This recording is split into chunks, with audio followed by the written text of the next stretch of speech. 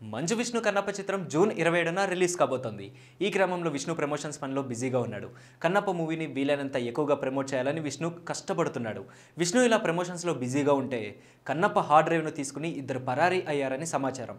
అనుమతి లేకుండా కన్నప్ప హార్డ్ డ్రైవ్ను తీసుకుని వెళ్లారంటూ ఎగ్జిక్యూటివ్ ప్రొడ్యూసర్ విజయ్ కుమార్ పోలీసులకు ఫిర్యాదు చేశాడు. కన్నప్పకు సంబంధించిన ముఖ్యమైన సమాచారం ఉన్న ఆ హార్డ్ డ్రైవ్ ముంబై నుంచి కొరియర్ రూపంలో వచ్చింది. 24 ఫ్రేమ్స్ ఫ్యాక్టరీ ఎగ్జిక్యూటివ్ ప్రొడ్యూసర్గా ఉన్న విజయ్ కుమార్ కార్యాలయానికి ఆ హార్డ్ డ్రైవ్ వచ్చింది. ఈ నెల 25న ఆఫీస్ బై ఆ హార్డ్ డ్రైవ్ను డెలివరీ తీసుకున్నాడట. ఈ విషయాన్ని ఎవరికీ చెప్పకుండా చరిత అనే మహిళకు అప్పగించేశాడు. ఆ తర్వాత ఈ ఇద్దరు ఎవరికీ తెలియకుండా తప్పించుకుని తిరుగుతున్నారట. ఇదంతా ఎవరో కావాలని చేస్తున్నారనే అనుమానంతో విజయ్ కుమార్ ఈ మేరకు పోలీసులకు ఫిర్యాదు చేశారని తెలుస్తుంది. మరి దీని వెనుకున్నది ఎవరో చూడాలి. ఇక మంచు విష్ణు ప్రస్తుతం కన్నప్ప కోసం ప్రమోషనల్ ఇంటర్వ్యూలు చేస్తూ బిజీగా ఉన్నారు. కన్నప్ప గురించి ఎన్నో విషయాలు చెప్తూ ఆడియన్స్లో ఇంట్రెస్ట్ క్రియేట్ చేయాలని చూస్తున్నాడు.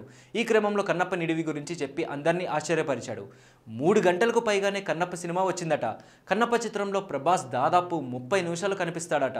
అప్పటికే చాలా ట్రిమ్ చేశారట. ఎంత తగ్గించినా 30 నిమిషాల నివిడితో ప్రభాస్ పాత్ర వచ్చిందని విష్ణు చెప్పుకొచ్చాడు.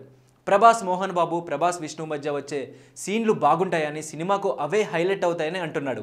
ఇక మోహన్లాల్ పాత్ర అయితే అందరినీ సర్ప్రైజ్ చేస్తుందని చెప్పుకొచ్చాడు.